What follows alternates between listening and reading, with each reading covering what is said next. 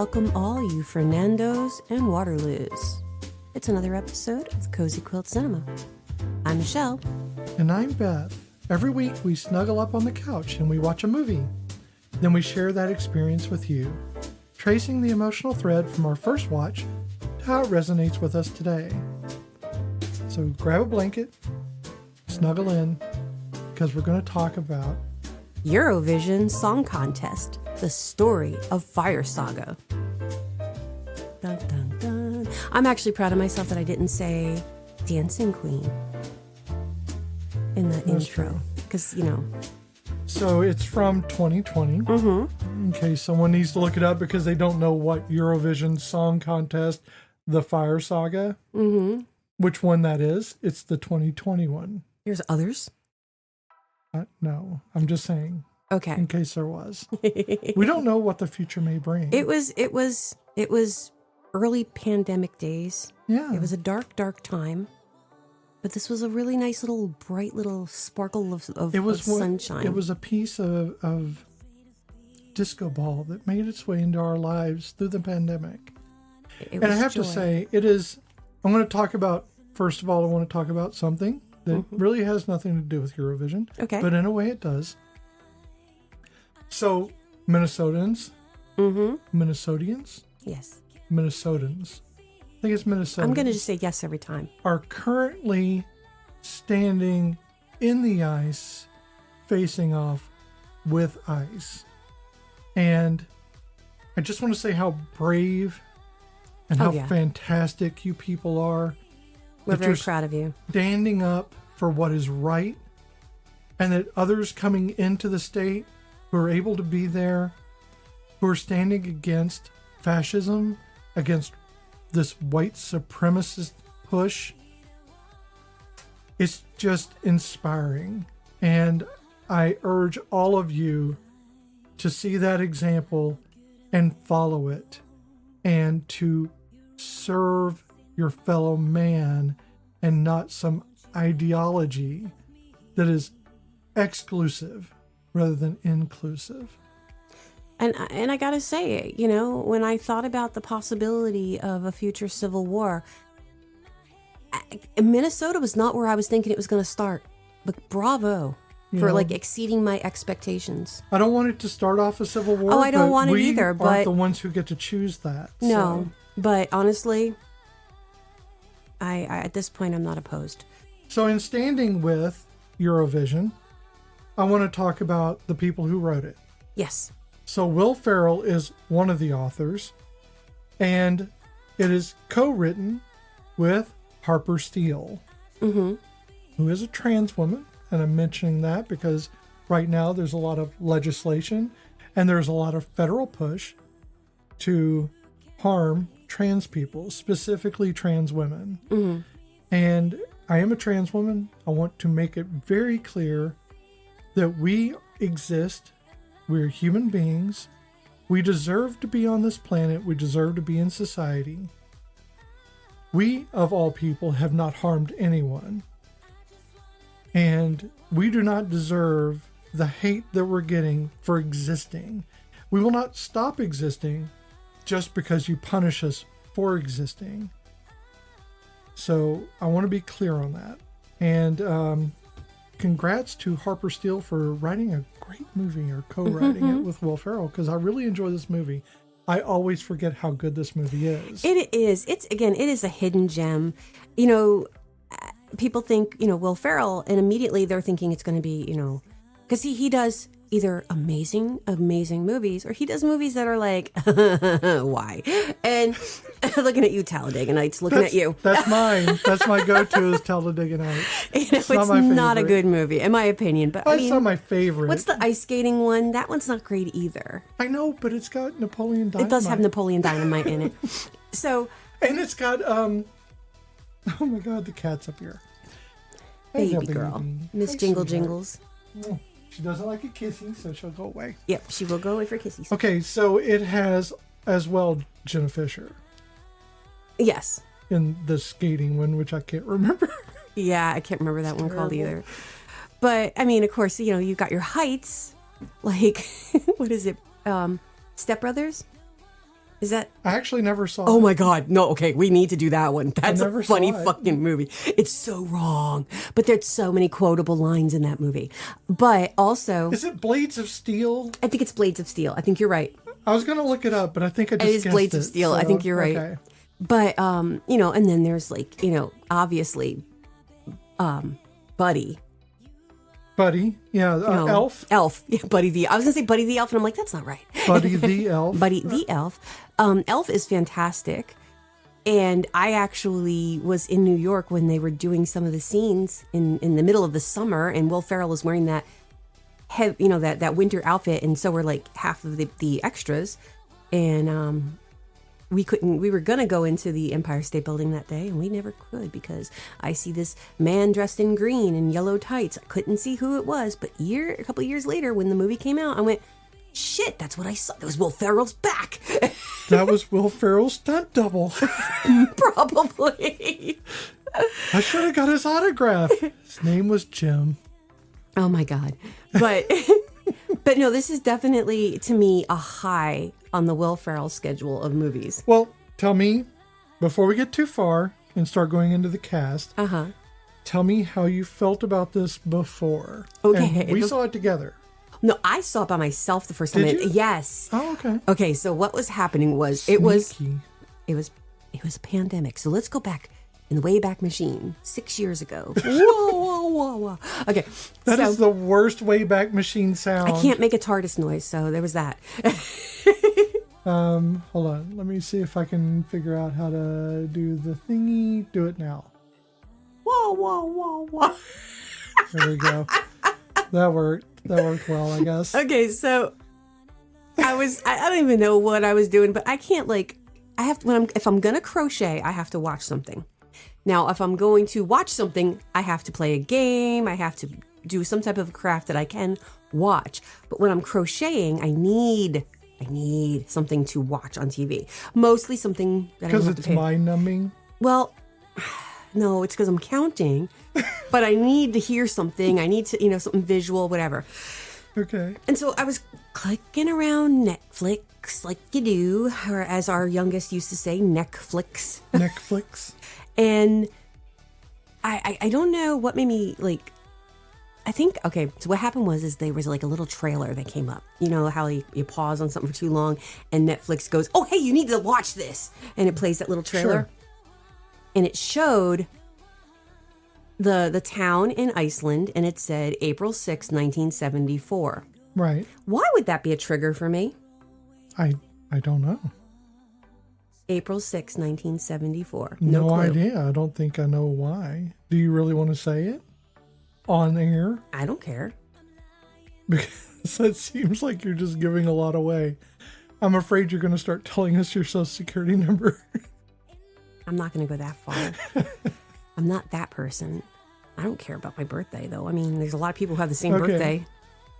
I will never say what my birthday is on air or online or anything else. I lie about it constantly because it don't give away things online, because I know there's one stalker out there and she's still trying to sell me auto insurance. I don't want it. I'm not that important. I mean, regardless, I've already mentioned it, and we have to delete a lot of this. I mean, if you want it in there, I'll leave it in. I don't care. Okay. If you don't care, I'll leave it in. Yeah. So this whole conversation's staying in. Yeah, I don't care.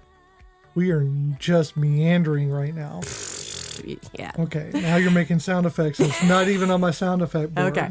So, You're needless... supposed to do large robot. Oh my God, I can't stand you. I cannot stand you. I can't help it. I got all these buttons. Stop playing with the buttons. I don't know what to do with them. The large candy-like button. I'm going to hit another one. Oh, no, don't. Please don't. It's going to happen. I think it just happened. Did it happen? I don't know what it did. Did it do What did anything it else? do? I don't think it did anything. Oh. Apparently you have to push other buttons.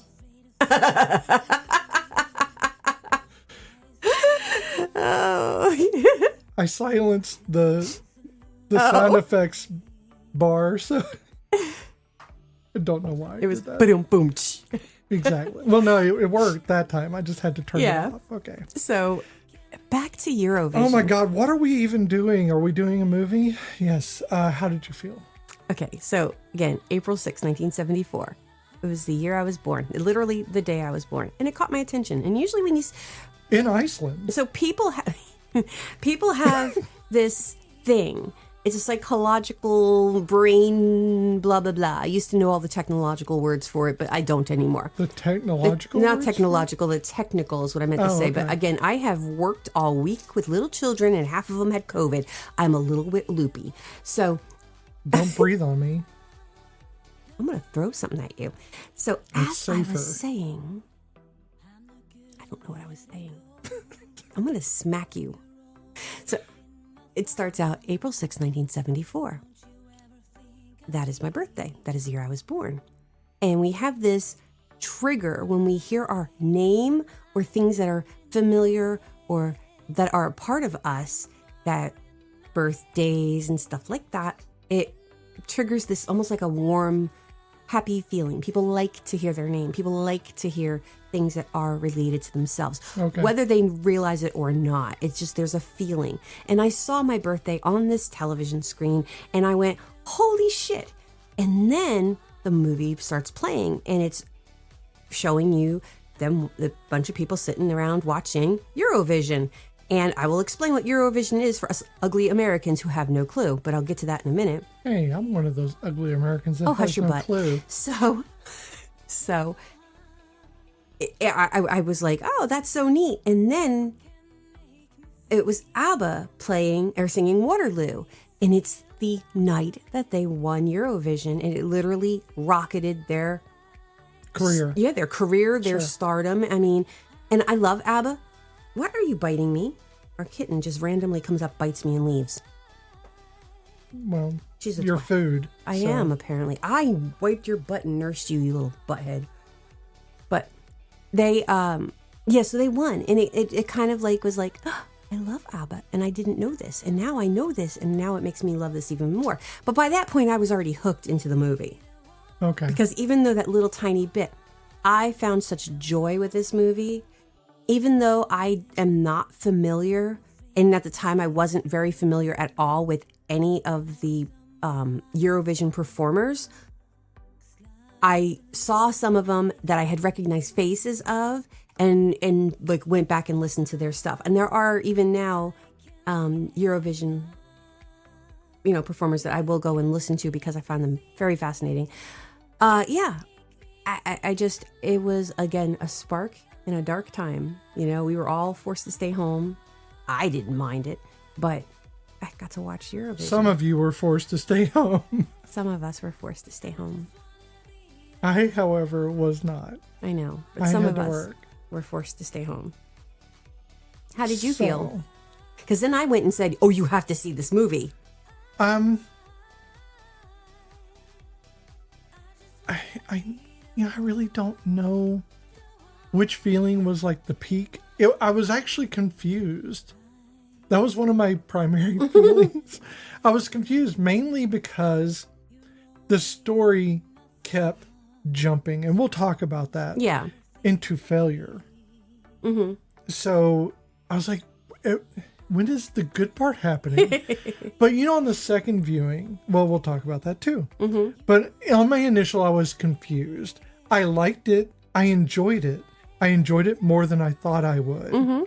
Because there are some times where Will Ferrell does a movie and I'm like, oh, it's like Elf, or, oh, it's going to be fun, And then there are other times where I'm like, this could be a Talladega Nights thing. Yes. And I don't know that it was that bad. I just remember when I watched it, I didn't want to watch it anymore. Mm-hmm.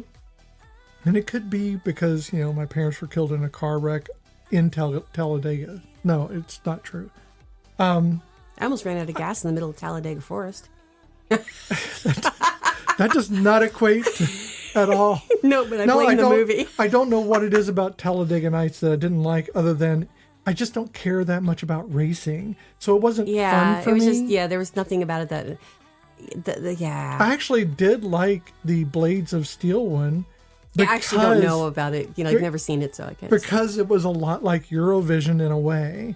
There was a lot of pieces to it that kind of harken. You'll see it if you ever watch it. Blades of Steel. You'll be like, oh, that makes sense. There are pieces that it makes sense with. Oh yeah. But so let's talk about the cast, because we're going to go on for like 15 hours on this. Yes. And we only have we have plenty of time. We have 20 hours of recording time on this. Oh yeah, we're good. So we're good. Okay. I'm not even going to edit. I'm Nope. just going to throw it all on there. Sure. I think some of the podcasts I listen to, that's what they do.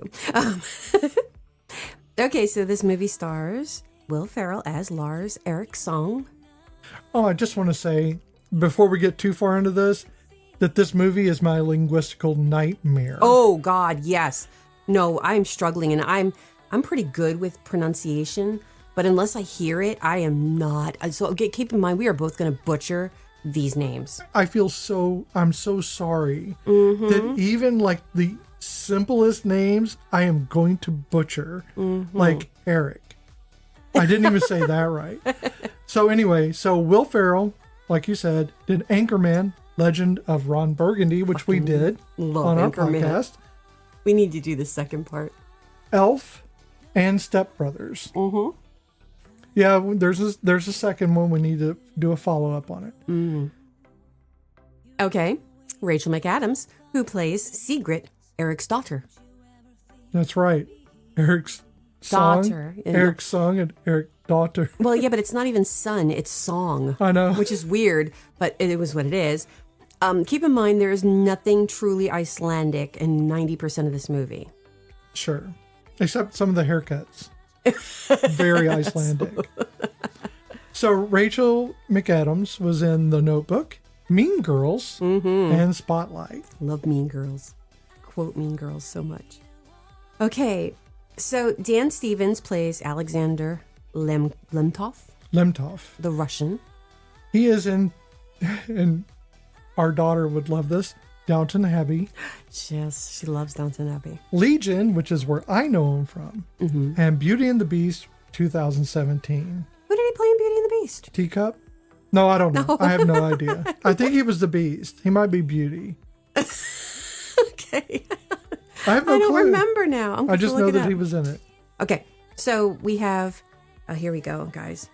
Mikael Piersbrent, who played Victor Carlosson. I have no idea, 'cause I don't have that person on here. It's Victor. He's the guy. He's kind of like the bad guy, quote unquote, in the movie. So. Oh yeah. Okay. No, I don't have him on here. I don't. Yeah, and I didn't write down what they did. We have Pierce Brosnan, who plays Eric Eriksson, who plays, that is Lars' father. Yeah, he was in Goldeneye, The Thomas Crown Affair, and Mamma Mia. Mamma Mia. More ABBA. That's right. I thought that was funny. I know. Okay, we have Demi Lovato, who plays Katiana Linsdotter. She was in Camp Rock. Yes, she was. Sunny with a Chance. Yes, she was. Smurfs, The Lost Village. Ew. Don't know. Demi. Oh, Demi. Oh, come on. Let's not. I like Smurfs. I don't like this new stuff that they're doing. They're creepy. Just correct me on the pronoun. I'm not really sure which one she's he, they.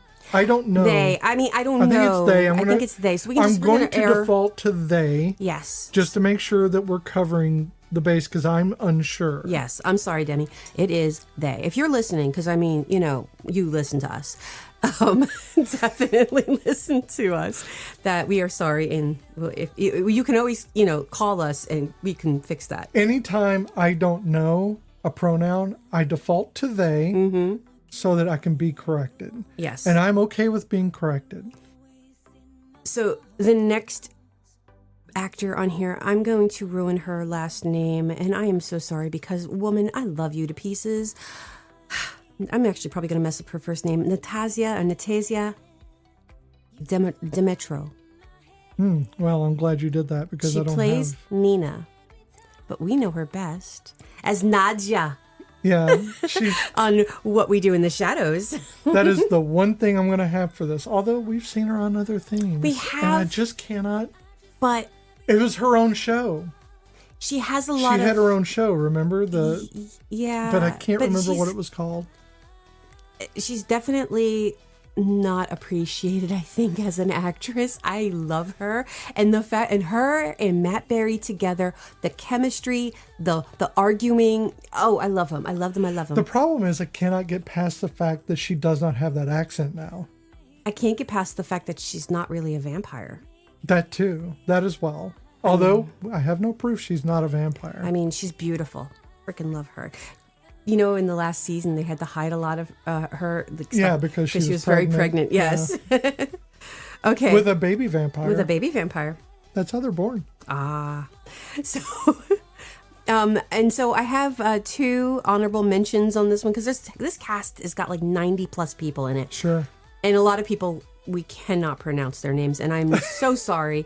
But 2 of the Eurovision performers that are in this movie that they kind of like have a little walkthrough, not really say anything, they literally sing through it, is Neda, who won in 2018. She won from Israel, and she is known for using looping.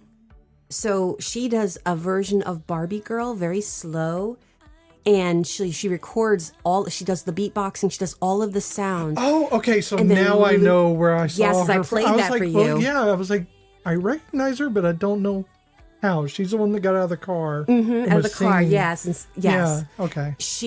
I love her voice.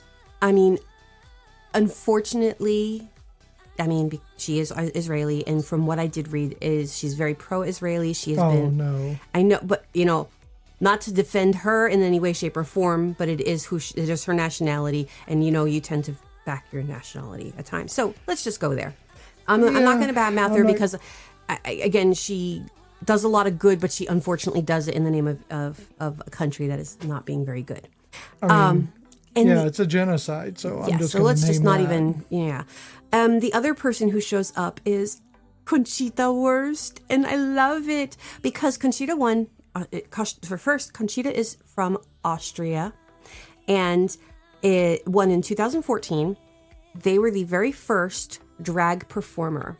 Conchita's real name is Thomas Newworth, and Thomas is a gay man, and Conchita is his drag personality. And you have the beard? Yes. Oh, he has a great voice. Beautiful voice. Great voice. And he performed Eurovision. It was very, very controversial. And I love that dress. Oh my God, that dress like gorgeous for him. My God. The thing is Conchita, when Conchita performed, there was a lot of controversy about it because it was unheard of, and they stood out. It was beautiful. And they won because... I'm sorry, they? They. Well, I don't know. I'm going to say... They, just in case. Thomas identifies as a gay man. Okay. So, I'm saying they because it's Thomas and Conchita. Oh, okay. I got you. So that's where I'm saying... duality. I'm saying the duality of sure. they. No problem. Okay, so would you like to discuss what Eurovision is before we talk about the movie? I'd like to talk about the director. Okay, you do that, who is David Dobkin. Mm-hmm. And... he did Wedding Crashers, Shanghai Nights, and The Judge. So, just want to put the director out there. I actually liked Wedding Crashers, but that was a long time ago, so I don't know if I like it or not now. Yeah, I don't know. I mean, I think I saw it. I vaguely remember. I think I started watching it, and something happened that I couldn't finish, and I never went back. Yeah. So, why don't you explain Eurovision? Because honestly, I've seen the movie. I'm still not sure. Okay. I think it's like the Great British Bake Off. But international British Bake Off. I like to look at it as if it was one of the very first competition shows that became like televised. I want to say, and I could be very wrong. I mean, there's been competition shows, but we see this a lot. I mean, this is back when I was a kid. So it's been going for a long time. So Eurovision started in 1956. Yeah, so ABBA, I mean, I was 4. Mm-hmm. When ABBA won, yeah. So it was created as a way to, it was created by the European Broadcast Union, and it was an experiment to unite Europe after war. Okay. Because 56 was still kind of close to, World War II. And they were still picking up the pieces. And so there was an attempt to unite Europe. And it was inspired by the San Remo music festival in Italy. And at first, the first year, it was 7 countries. So they were allowed to do 2 songs. Right. And they don't do that anymore. And yeah, it is very similar to a lot of modern music competitions where, The Voice. The performers come on. I don't know, because The Voice is a little weird. And I don't know. No, I was saying it because it was mentioned in the movie. Actually, it was funny because Graham Norton is in it, but he's playing himself. He's a commentator. He actually says something about the San Remo. He refers to San Remo, which I think is funny because I think that's a nod to the original, the San Remo festival that it's modeled after. Oh, okay. I don't know. Maybe it was just a random, comment. Let's just say it is. So, it's very similar. I wouldn't say to The Voice because The Voice is very there's a lot more rules to it, but I don't know enough about. I don't know anything about The Voice. I only know that it was mentioned. Oh, okay. So you're not explaining anything to me that I'm going to. Honestly, I want to say it's probably closer to like American Idol.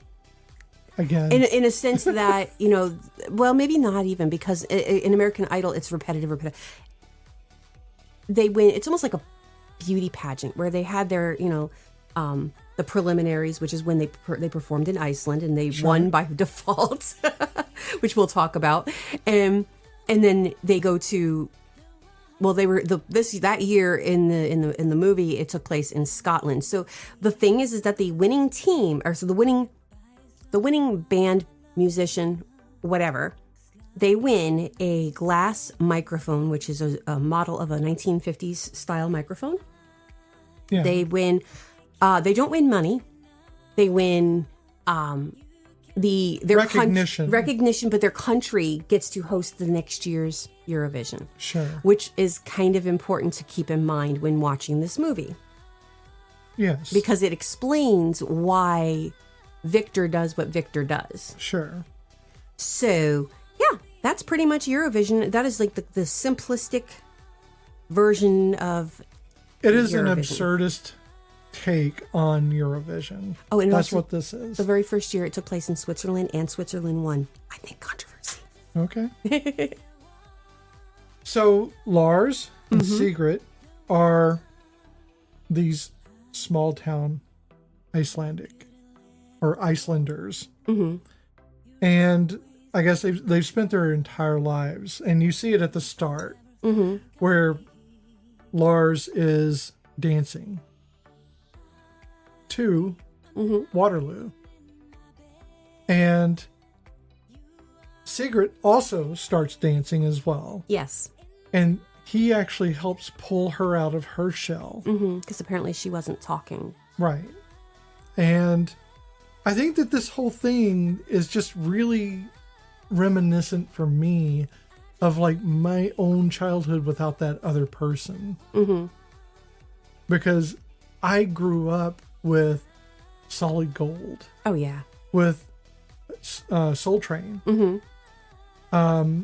There are all these shows, Sonny and Cher, the variety shows. So I grew up with music surrounding me. Everything was like a musical act.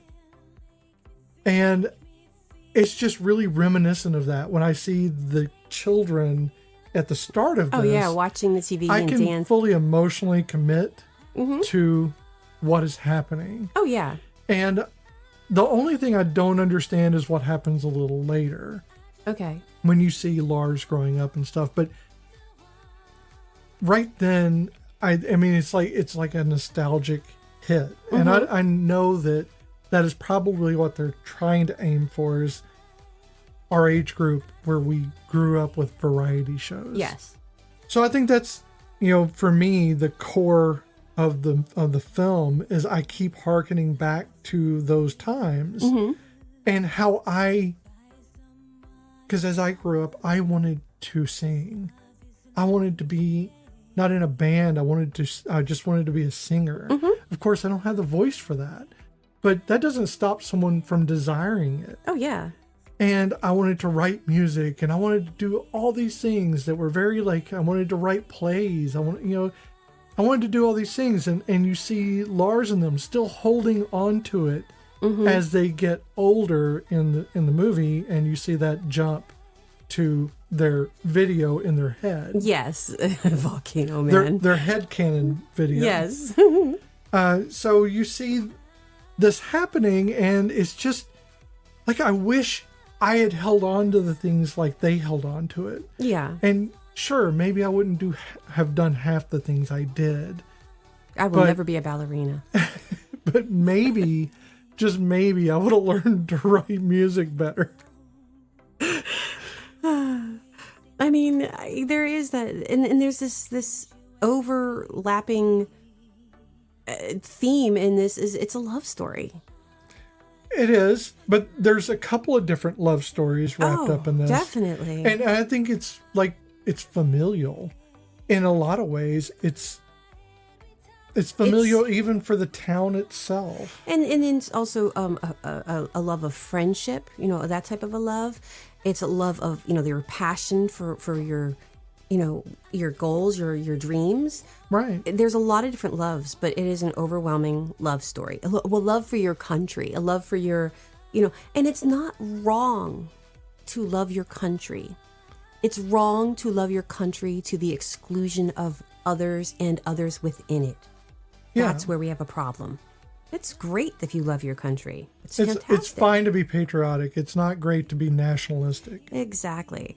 I wish I could love my country. I just, I can't right now. Very embarrassed by it. I'm going to love Iceland right now. I love Iceland.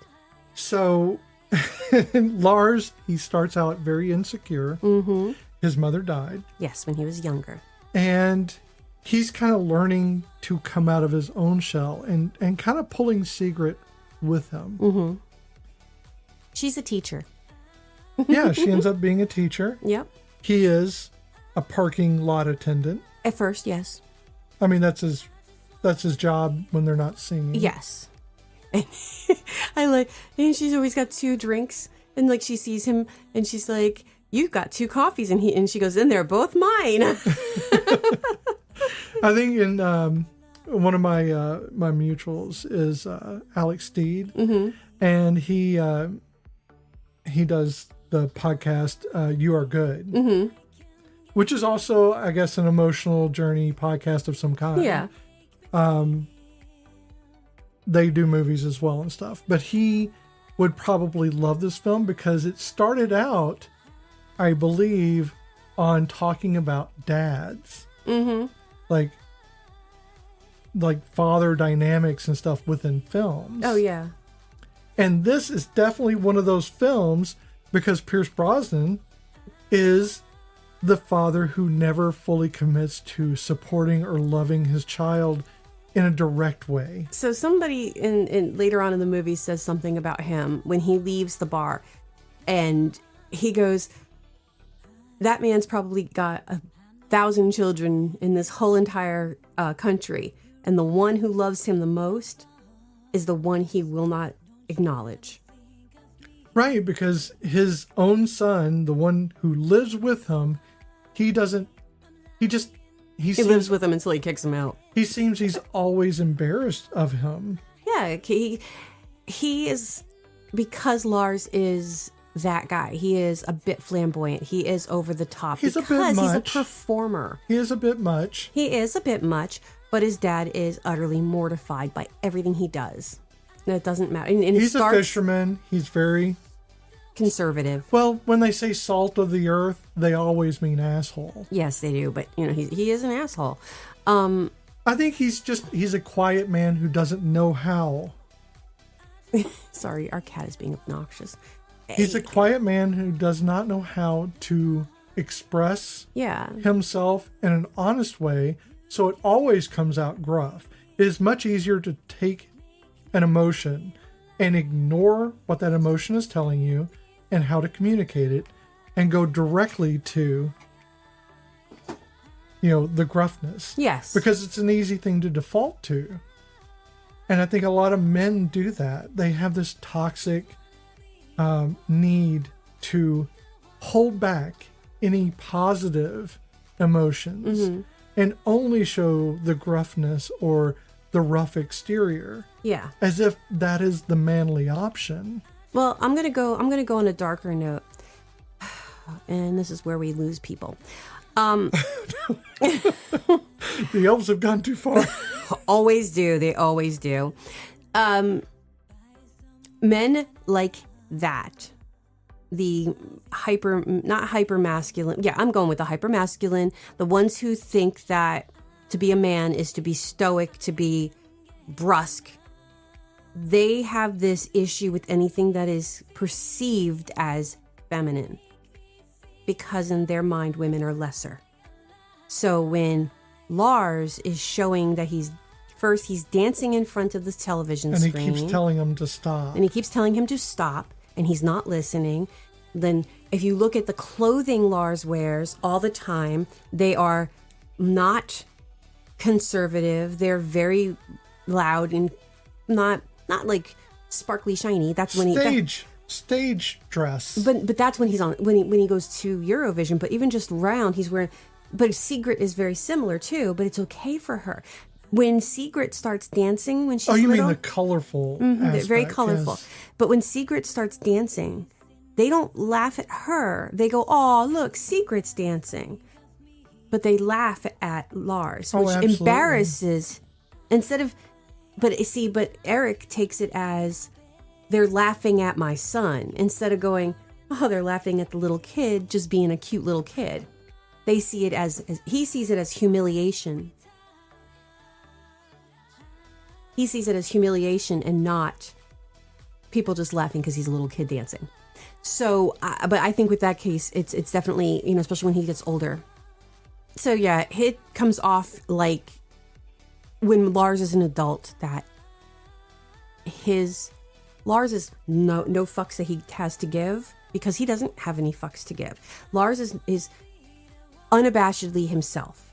When he gets arrested, what is he wearing? That green tracksuity, whatever the fuck that thing was. But he didn't care. He doesn't care about the way he's dressed. That's who he is. But I think Eric sees that as his flaw. He thinks that he's, either performing and or the feminist side of his behavior. Not feminist, but the feminine side of his behavior. Sure. And so, unfortunately, men like that tend to hate that about other men. Well, I think that this movie being written by these two people, it makes sense that this is a story which, while it has a core of romance and love and familial love, it also has a lot of dissection of the gender norms, gender roles, and it questions what that means to them. Ultimately, I think that means that it's going to be the end of the movie is about acceptance, not for the father, which it happens. It does, but it's not the important part. But I think it's for the writers. I think this was for them. I think this was kind of their way of accepting that things have to change. Oh, yeah. No. Oh, no, I get that 100%. I also like that, spoiler alert, they don't win. Yeah. I think if they won, it would have ruined the movie. I do too. And I tell you, I want them to win. You want them to win. And I still don't want them to win. It's the weirdest thing ever. I want them to win just for the sake that Sigrid song is so beautiful.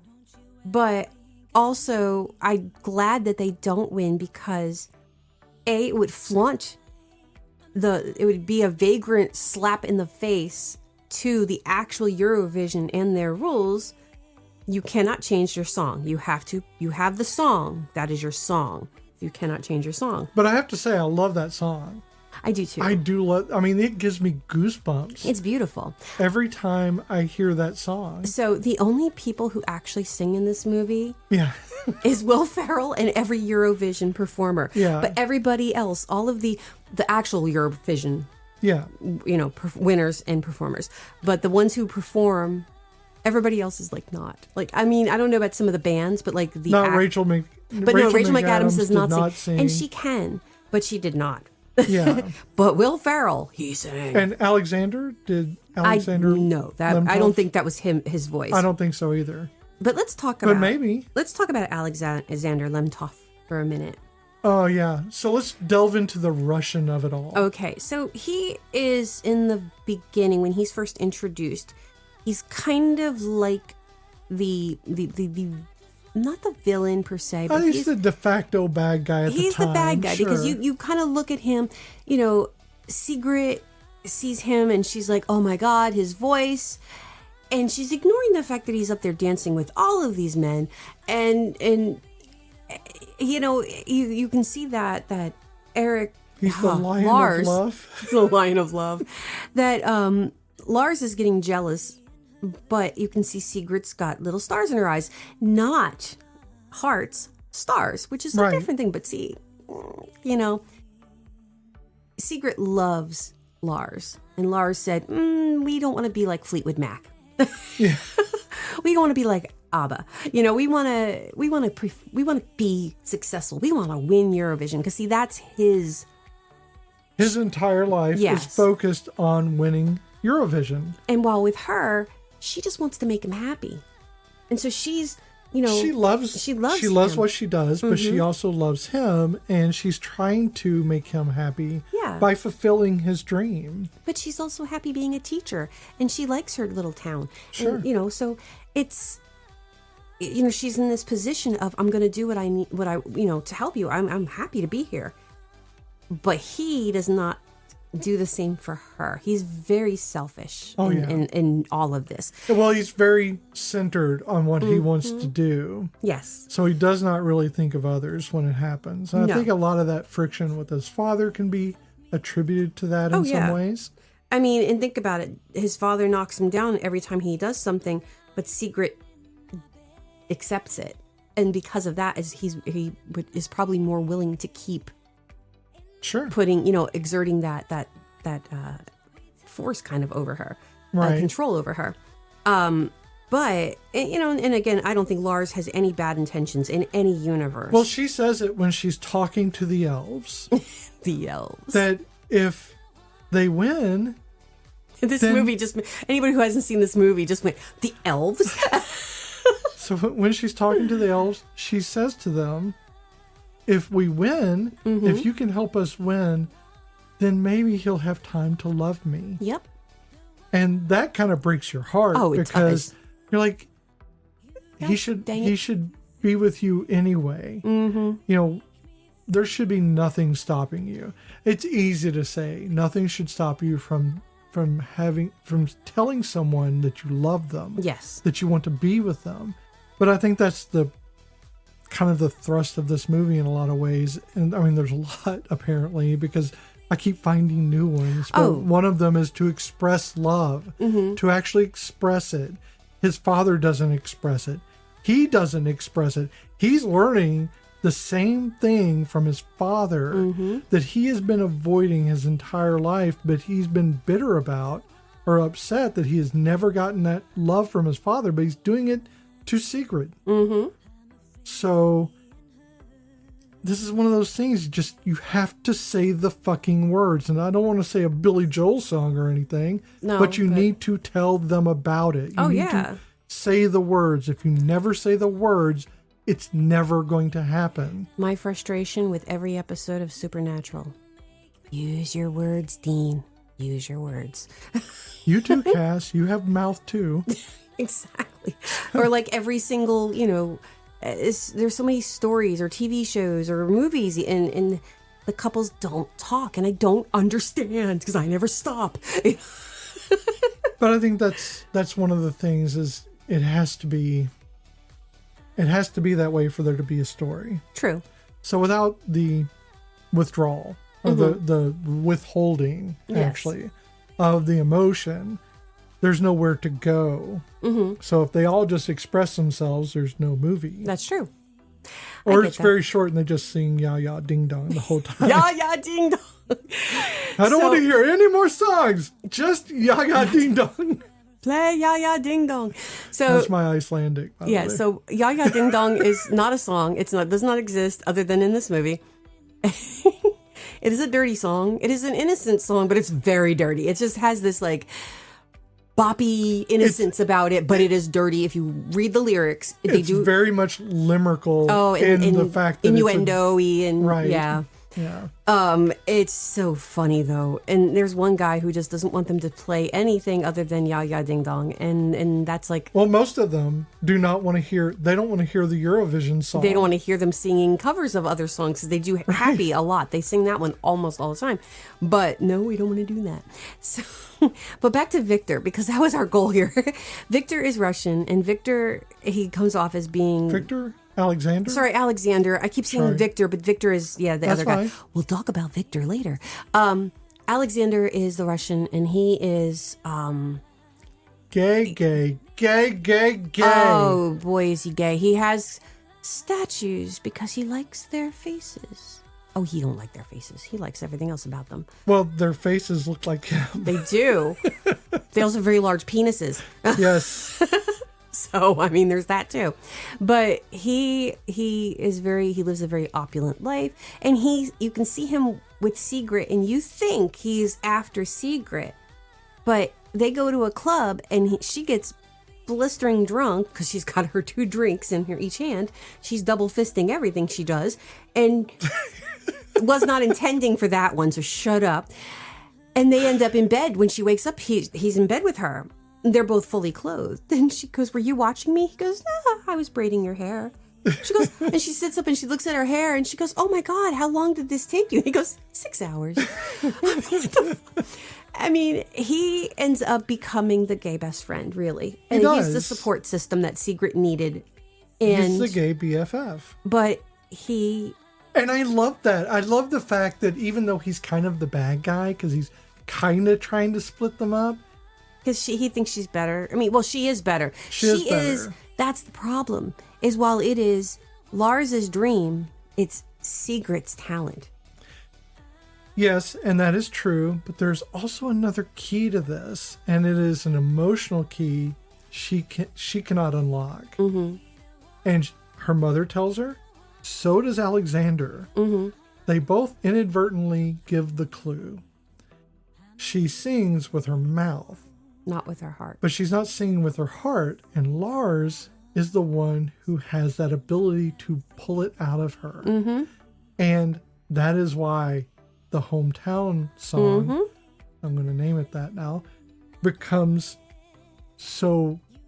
I mean, it's spine-chilling. It's a beautiful song because everybody has a hometown. Oh, yes. And you can identify with that feeling. And the fact that she goes to Icelandic. Yes. In the song. Yes. Which is like a thing they mentioned earlier is... Eurovision songs, that they don't sing in English, they don't win.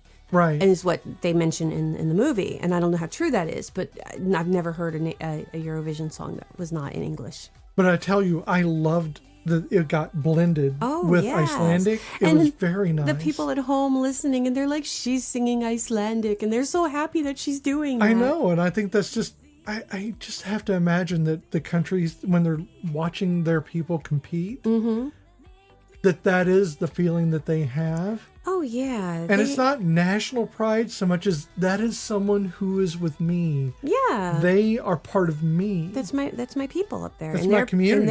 And they're performing for the European world.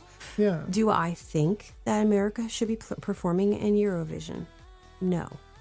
A, it says so on the label. And B, we don't need to be involved in every fucking thing. That is true. Let them have their fun without us going in there and acting all high and mighty and perfect, because that's what we do. I think we should just stay the hell out of Europe. Yes.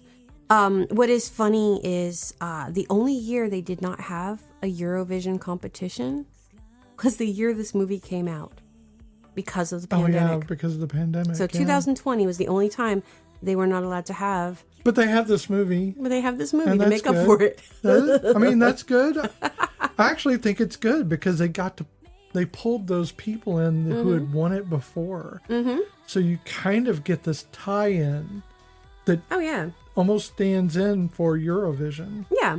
You get and it's like a reunion. And it does poke fun at Americans almost the entire time. Oh my God. So there's this group of Americans who are traveling through Scotland where... they're backpackers. They're backpackers. Yes. And Lars is upset. And they are trying to just like, I don't know, they're not even doing anything. And they're tossing stuff into the fountain while he's trying to talk to his reflection. Oh, yes, that's what it was. And he's talking to his reflection. So that's the thing about this movie, too, is you have these moments of emotional, heightened, oh my gosh. You have these musical interludes. You have the comedy. But then you have this absurd...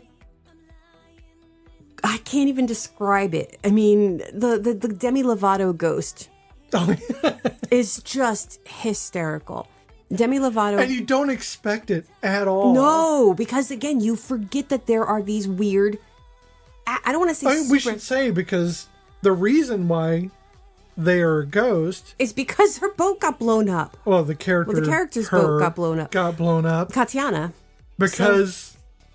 someone was sabotaging the whole thing. Yes, so... Well, like I said when we were watching the movie, they fail upwards all the time. Oh my God, they fail upwards constantly.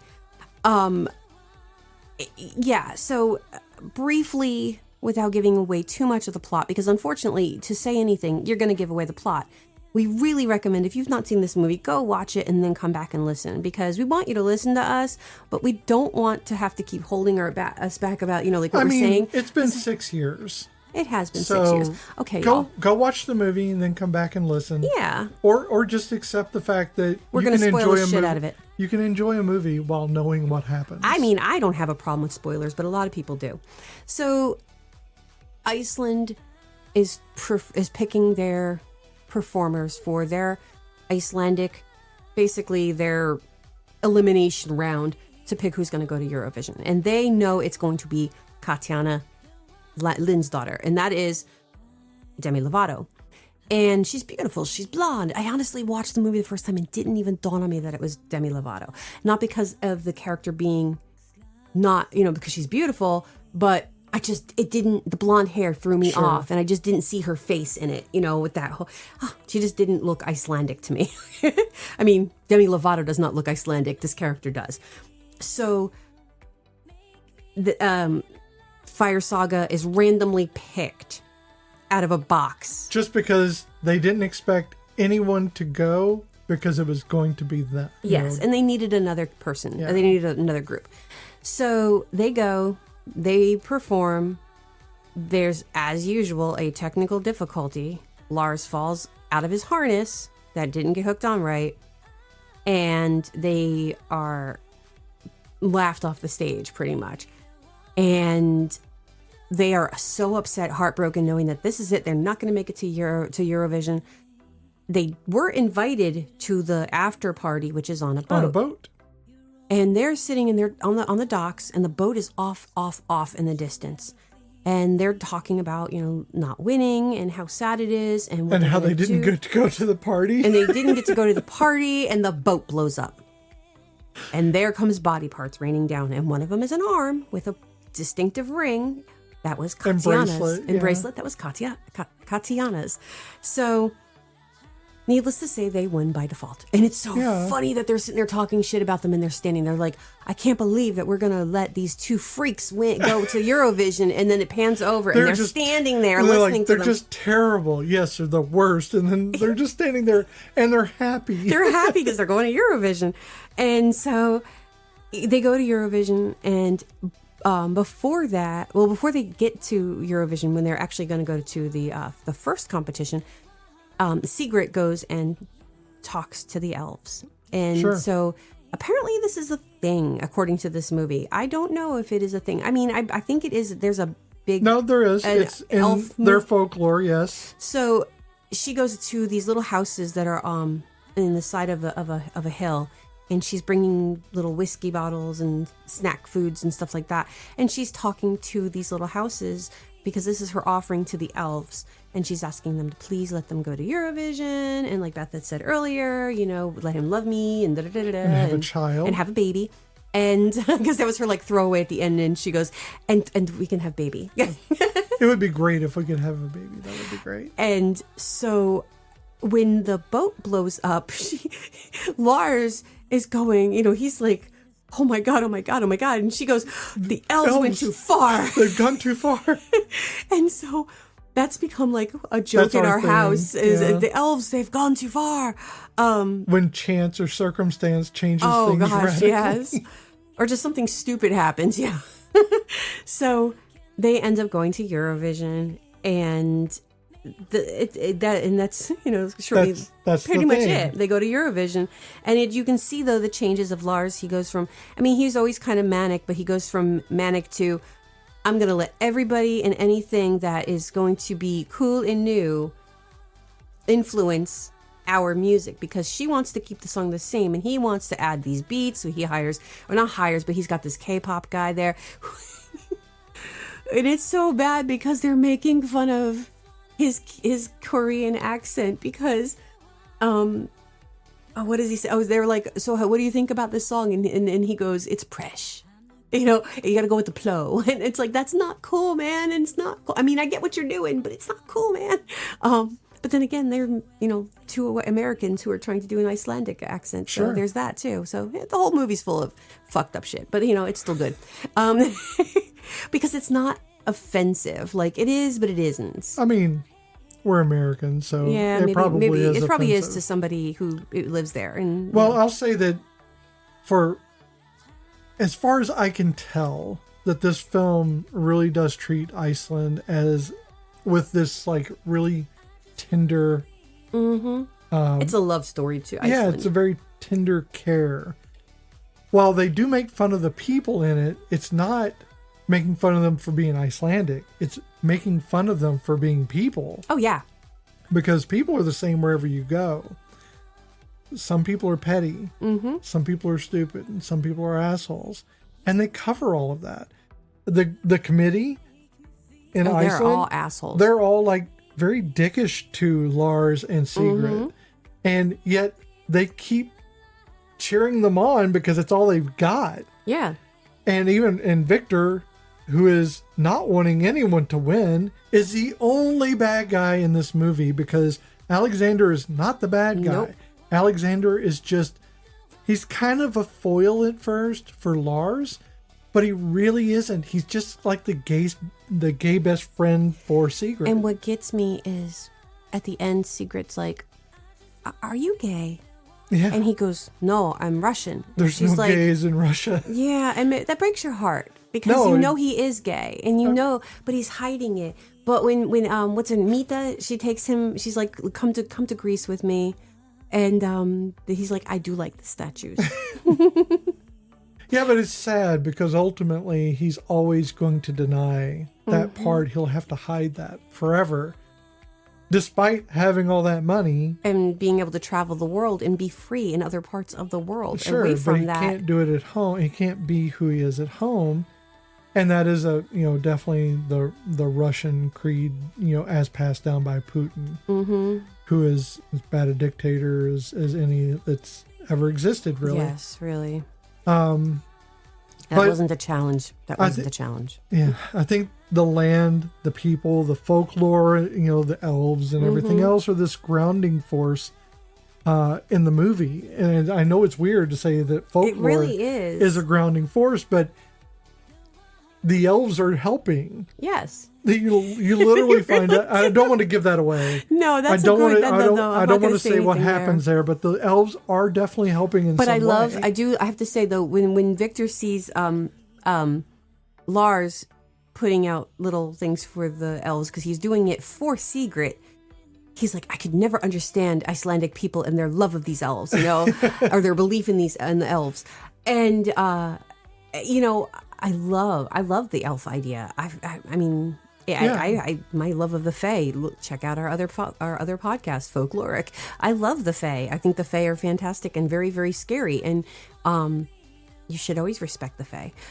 But I think that, like, the emotional climax of the movie is when they choose to be just authentic, just to be themselves and not Lars's spectacle. Exactly. Or Lars always has to have center stage. The human, whatever the human hamster wheel was. You know? He just always has to overblow everything. But at the end where he just sits down at a piano. Yes. And or a keyboard. And he quietly joins her, and she is the center. That's where he gives the gift of his silence. There's also a bit of symbolism in him right there too, because he's still wearing the fisherman's rubbers and whatever those are called. He's the authentic, the Icelandic, Icelander. The fisherman, and and that's what their whole hometown is. There's a lot of fishermen, and him still wearing that outfit, because he literally was on a fishing boat and jumped off of it and swam back to land to get to Scotland. Because he didn't know that they won. And he left. They didn't win Eurovision, but they won the final, so they're going to be going into the top ones. And then when he did, he ran and tried to get back to her to help her. It just did the visual of him still in those yellow, the rubber coat and whatever, is kind of also poignant to the whole love letter to Iceland. And I think what he says at the end, where he does give that stage to her, and he's like, I've always wanted to win. This has always been my dream, to win Eurovision. But the music isn't about winning. The music is about, the music itself. Yes. And some music is not about winning, it's about being heard. And then he gives her that, ability. And that, I think, is like one of the best moments. Oh, yes, definitely. In the film. One of the other best moments is my favorite part of this movie, and that is the song off thingy, whatever that is. The sing-along. Where they showcase all the Eurovision winners. Yeah, so they're at the not all of them, but a lot of them, yes. So Alexander has this big mansion, castle thingy, whatever that is, manor. His home. It's his home. And small chalet. Yeah, I like how Lars is like, it looks old. It looks like it's crumbling. It's going to fall down. It's just an old castle. But they start with one room. Like, the place is packed with people, and a lot of those people are past Eurovision winners, and they start out singing do you believe in life after love, because if you don't do, share. What are you even doing? And then goes into Madonna's Ray of Light, and then it just goes from there, and all of the singers just in and out, as they're walking they all take their moments, they take parts to sing either a verse or and it moves it throughout the mansion. Oh yeah. Yes. It's very, very fluid. And you get to see a showcase of Eurovision performers, and also Alex and Sigrid and Lars. And you get to see Netta, and you get to see Conchita Wurst. And it is fantastic. Honestly, it is one of my favorite parts in this movie. Just because, it's songs we all know. And it's the mashup fluidness of and it's like 3 or 4 songs, and they end up with not Waterloo. Is it they sing Waterloo? No. Yeah. Oh, they are singing Waterloo. So yeah. that's how they kind of end it, right? It was with Waterloo. I think so. I think that's it. They went through a lot of songs. They went through a lot of songs. But yeah, it's and then Sigrid gets to hit that really great bar in Waterloo. Yeah. And so again, it is fantastically done and visually stunning. The clothing, the lighting, it's just a very good dynamic scene. Well, Will Ferrell actually wanted to write this, and he co-wrote this because he attended the Eurovision. Oh, okay. And in person, and he became obsessed with it. So that's one of the reasons why the movie exists. I love that. It just makes me adore him even more. So Rachel McAdams, we talked about the singing. Mm-hmm. It's actually blended with vocals from Swedish singer Molly Sadin or Sadin. I'm probably butchering that last name. Which created the like signature sound. Mm-hmm. So it is blended. Oh, okay. So with her voice plus, I guess, Molly's. Okay. So that's weird, but it's beautiful. I mean, yeah. I think it was just to give more depth probably to it, because keep in mind there are two different vocal styles that Secret goes through. That is true in the entire movie. So maybe she couldn't do both styles. That might have been very hard to do. Again, I don't know how much of a range that she has. Yeah.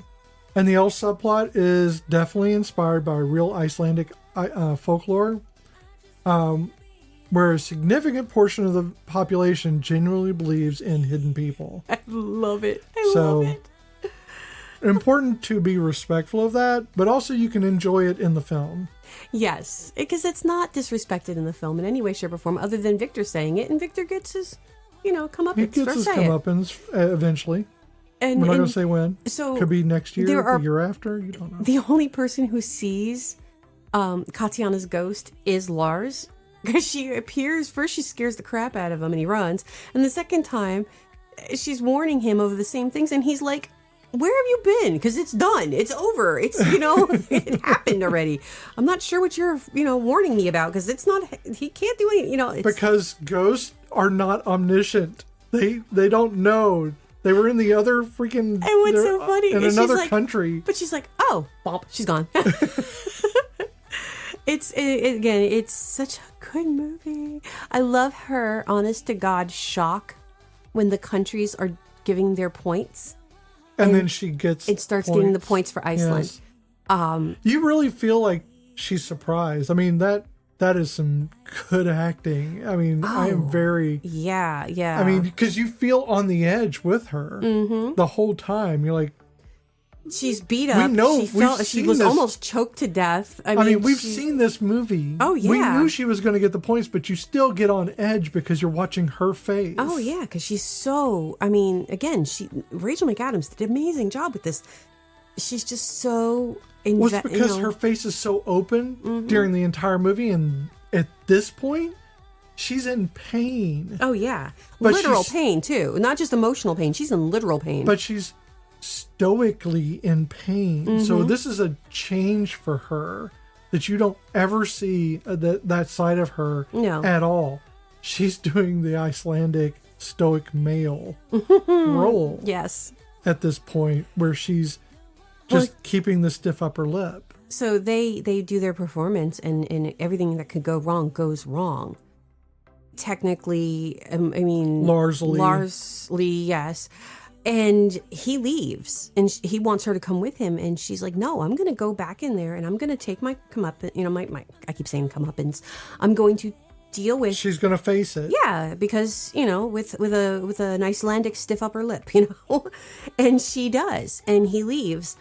And she's sitting there. She's got the marks on her neck from almost getting strangled. She's cut up. Her dress is all beat up. And she's sitting there, and you can tell, obviously, she is broken. She's sad. Lars not only the performance went bad, but he left. And that they've not left each other. This was a big thing. The whole reason she was here was for him. He's the one that left. So... when they start giving out the points and they start awarding them to Iceland, her honest shock and awe of it all is just overwhelming. And when she hugs Alexander and then just cries on his shoulder, because that's it was a lot. Well, and she won, but. And she was one of the finalists. But her partner is not there with her. Nope. Their song is Double Trouble. Yeah. I mean, it's a two-person song. So, I mean, yeah. And she was about to perform it by herself without him because she didn't know he was going to come back. And then, he stops it and has her in kind of, thanks to the Americans. Thanks to the Americans. Driving a little janky car. Yes. And he tells them that there are no... speed limits in Europe, He blatantly lies to them It's so about funny though, because he's making fun of them. He's saying, with your Starbucks and blah, blah, blah. And they're like, oh, where's the Starbucks? And he's like, everywhere. And then they're like, I don't know. Is he trying to help us? and it's like, he is, but he's Icelandic. He doesn't know how to be any meaner than that. I know. We actually had contemplated moving to Iceland at one point. I really did. I'm still... I know. I mean, at this point, it's not going to be moving to Iceland so much as fleeing to Iceland. I've always, for me, I've always wanted to live in a European country. I've always been drawn to the European countries, and Iceland, it just always struck me as a place that I would very much be comfortable in. But I don't know if Iceland would be comfortable with me. Sorry. Not sorry. Well, we know the difference between Greenland and Iceland, at least. I am not a true American. I actually do know the difference. So I will not call myself a true American. So apparently we're not patriots. But I can play true American. That's true. I can too. Well, I can't. But I don't can't know what the rules are. Drink. But otherwise, I could play true American. But I wouldn't have to drink. You know why? Because I know the history. This is not in the movie at all. Not in the movie at all. We're just talking about New Girl. Let's talk about the Castellini test before we go off the wires again. So do you think it's going to pass the Castellini test? Yes, I actually do think it will. Okay, well, let's find out. Okay. There have to be at least 2 named women characters with at least 5 lines of dialogue each. Okay, so we have Mita, we have Secret, we have Nina, we have Secret's mom, who ends up hooking up with Eric. I don't think she had 5 lines of dialogue. They had a whole conversation about how she should not be with Eric. Oh, with Lars. That's true. But that's okay. We're not talking about the relationship. We'll part get to yet. the next one. You just said 5 women, named women with 5 lines. Okay.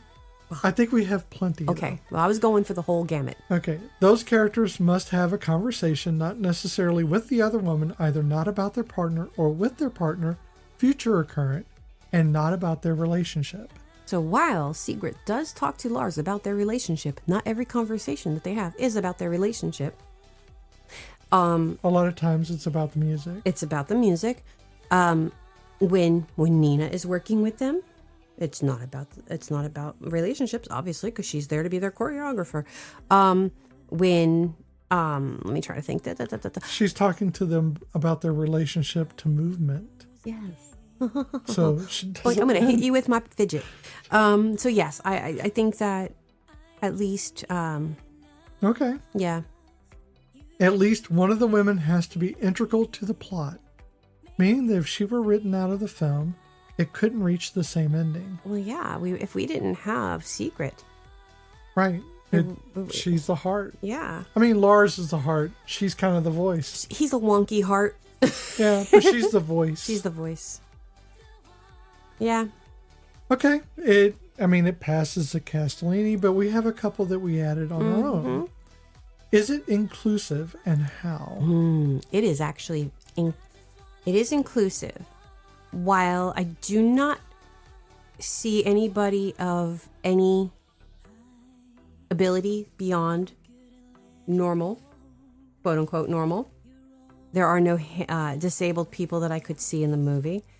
It does have a very diverse cast because these are people from all over Europe.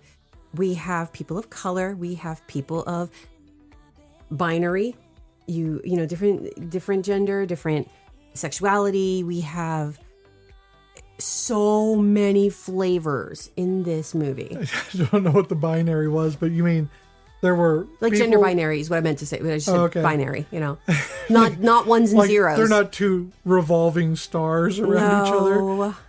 So yes, I think it's got LGBTQ representation. There is a lot of representation, racial representation. There is a distinct lack of disabled representation. I think that I could tell. Yeah. And again, maybe they were at the party, but a lot of stuff went by fast. Again, we have to keep in mind that disabilities are not all visible. Exactly. So we have to keep that in mind. I don't know if any were portrayed in the film.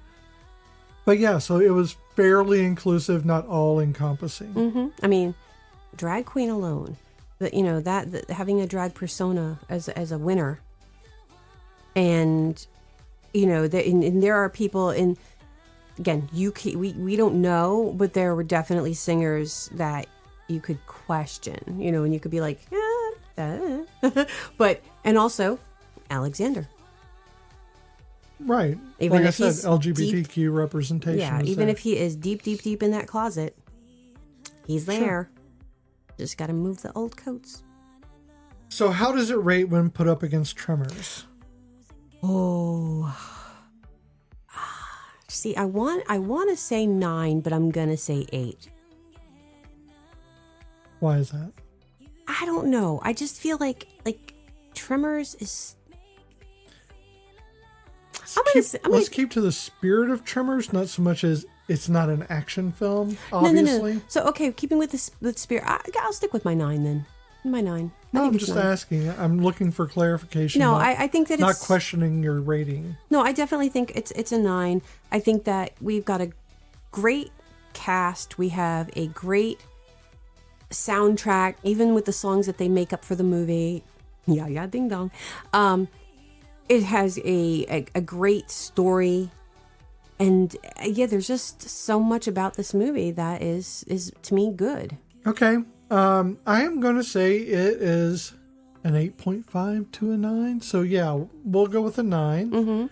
I like the fact that despite everything, there was still a murder. There was a murder. Nice. And there was a lot of murder, actually. There was the whole boat float. Yeah, there were several murders. There was action. There was action. There was a car chase. There was a car chase, but it was only one car. It was a solo car chase. I like when he's yelling at the girl. If you act like that again, next term I'm kicking you out of the car. Just gonna throw you out of the car. And so yeah, I think that it had a lot of things to offer. It is definitely a movie that I think has been overlooked a lot. I think so. It is the only movie we have done that is only a Netflix movie. Is it only a Netflix? Yes, it is a Netflix. Okay. It's a Netflix, came out only on Netflix. It's actually the only movie we have done so far that was never in the theaters. Okay. Yeah, I believe that because I don't remember it ever being... No, it was a straight to the Netflix movie. Well, then I guess they know where they can find it. There you go. You just talked yourself out of a job. Do you feel happy about that? That's my job, is to talk myself out of a job. No. Apparently. Okay, so it passes the Castellini. It does. How do you feel now? I still love it. I still love this movie. Again, you're right. You watch it and you find out, you see more things, more nuance.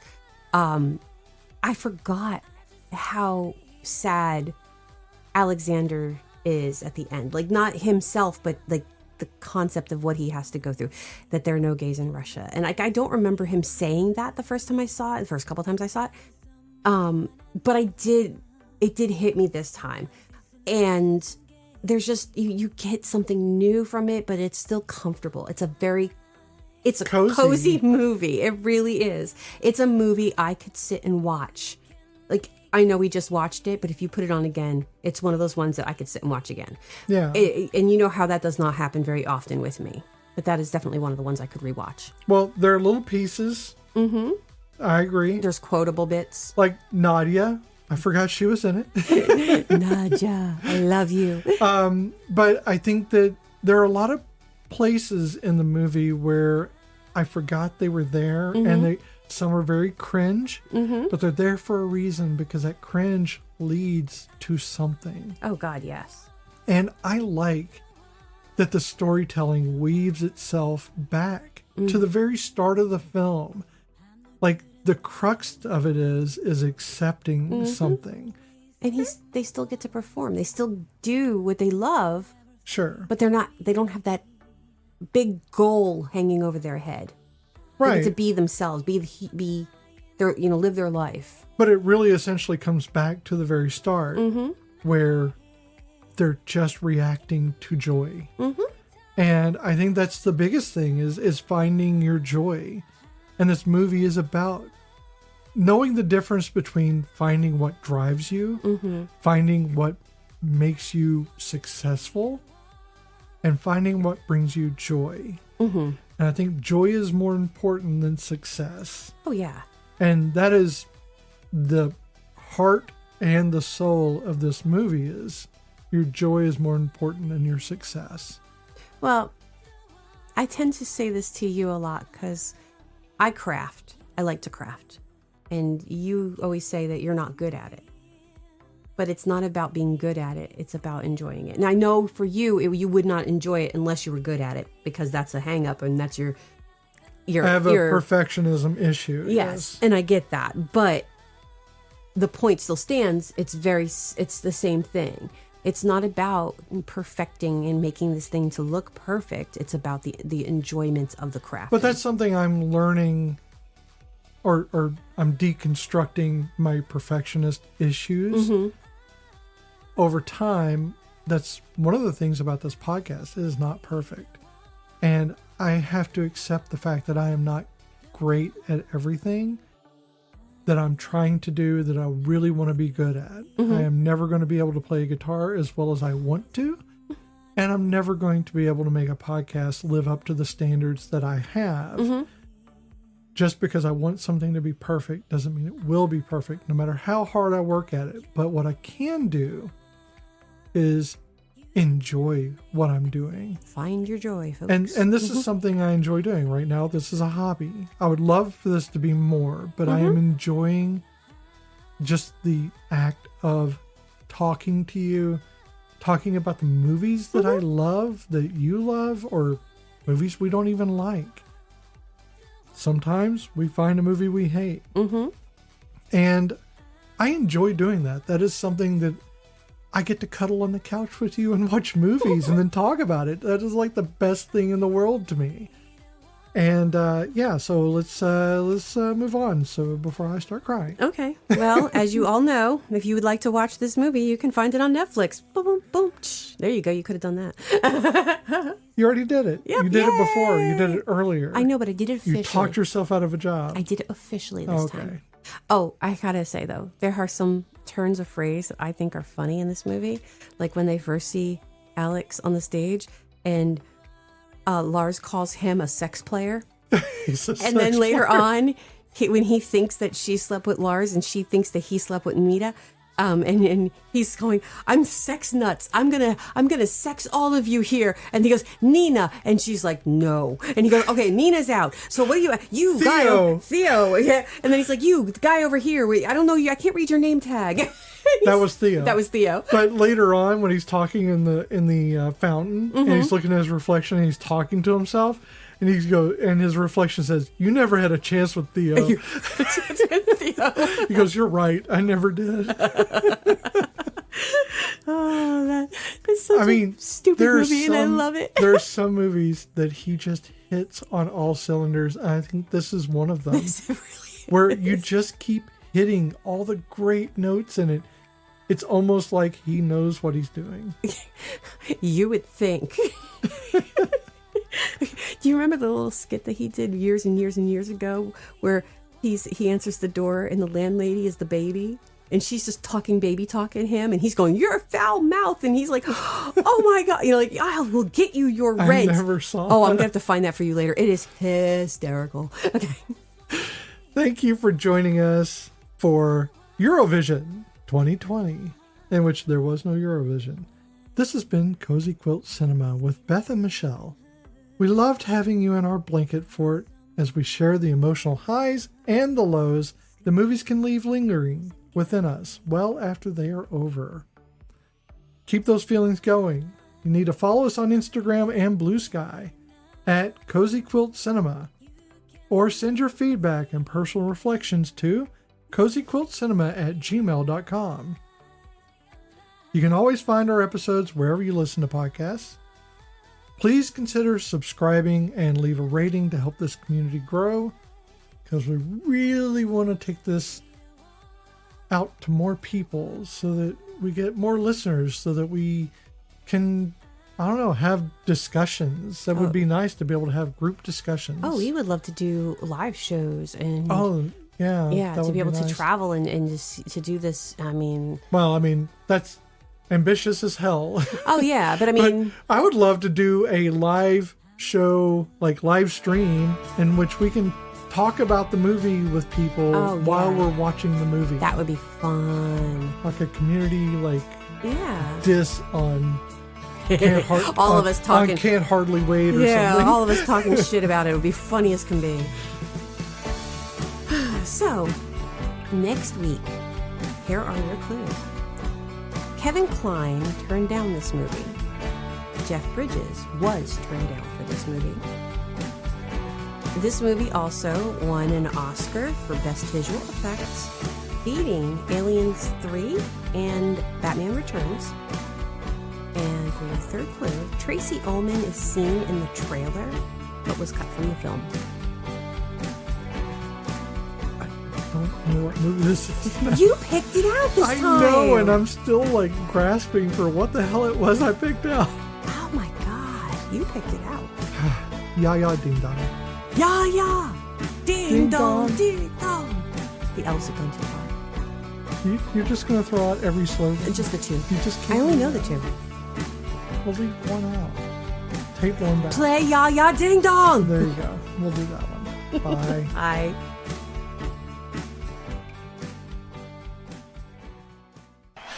Lamtov, I need to ask you something. Sure. Okay. Are you gay? No, of course not. I'm Russian. No? There are no gay people in Russia. Statistically speaking, I think that's impossible. I assure you, 100%. Gender fluid? Fact of truth, not gay Russian. Non-binary? No, non-binary, I, he, him pronoun. He, him. I am happy for them. How could they not be? Deserve to be happy too. Mother Russia does not agree.